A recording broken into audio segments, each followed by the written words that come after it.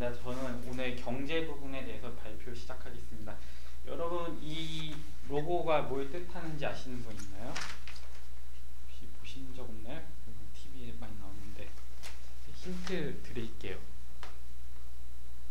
대한민국 18대 대통령. 네, 맞습니다. 이거 대한민국 제18대 정부의 엠블럼입니다.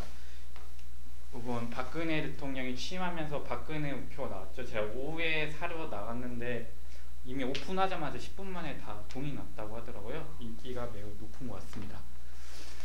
이번 제가 발표한 내용은 박근혜 정부의 140개 국정과제입니다. 이번 국정과제는 크게 6가지 국정 목표로 나눠볼 수 있는데요. 크게 일자리, 고용과 복지, 그다음 교육과 문화, 안정과 통합, 행복, 그리고 마지막으로 신뢰받는 정부 6가지로 되어 있습니다. 비중을 보면은 일자리가 41개로 꽤 많은 비중을 차지하고 있습니다.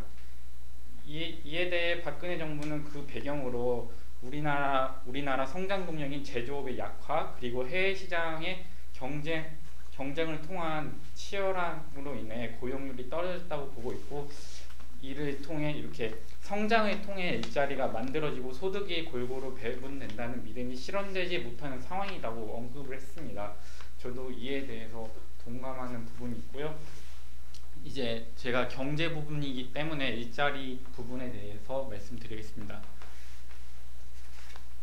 먼저 우리 이번 140개 국정과제의 경제성장 모델을 보면 현재 이렇게 4가지 구조로 되는데, 가장 마음에 드는 부분은 여태까지 경제 성장률이 초점이었다면 이제 고용률로 초점을 바꿨고, 이제 원칙을 우선으로 하는 경제 성장 모델을 잡았습니다. 이제 일자리 이번 국정 목표는 크게 5가지 목표에 신뢰받는 정부라는 추진 기반을 바탕으로 총 21개 전략을 바탕으로 한 140개 추진 과제가 있습니다. 저는 이제 일자리 중심의 6가지 전략에 대해서 하나씩 말씀드리겠습니다. 제가 좀 전략이 41개다 보니까 빨간색으로 체크된 부분에 대해서 말씀드릴게요. 이번에 과학기술을 초점에 두었는데, 박근혜 대통령이 공대 출신 첫 대통령이다 보니 좀 과학 부분에 비중을 많이 줬습니다. 특히 IT랑 소프트웨어 부분에 크게 초점을 뒀는데요.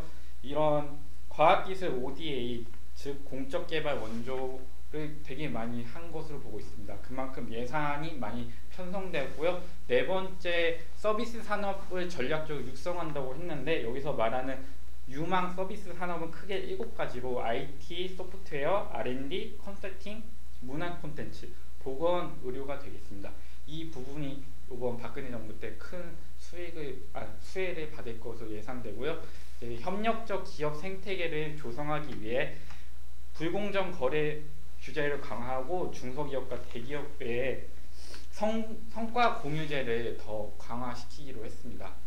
그리고 7번째, 인터넷 생태계를 조성한다고 했는데, 인터넷 분야가 꽤 많이 있는 걸로 알고 있습니다. 그 중에서 가장 밀고 있는 부분은 클라우드 서비스 분야와 빅데이터 분야입니다. 근데 저도 빅데이터 분야가 생소해서 여러분께 설명을 해드리려 합니다.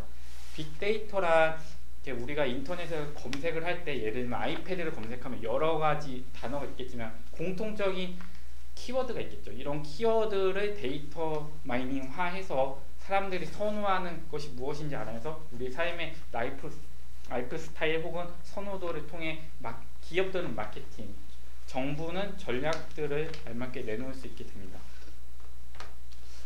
그 외에 이제 청년 친화적 일자리를 위해 K-무브라는 프로그램을 내놓았습니다. 그거에 대해서 마지막에 말씀드리겠고요.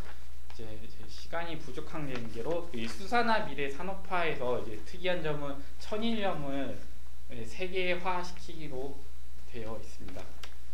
그리고 이제 해외 건설 플랜트 부분에는 원전 산업을 이명박 정부에 이어서 똑같이 진출을 지원하기로 했고요. 이제 소상공인과 자영업자랑 또 전통 시장을 위해 소상공인 기본법을 제정할 것으로 제정할 예정입니다.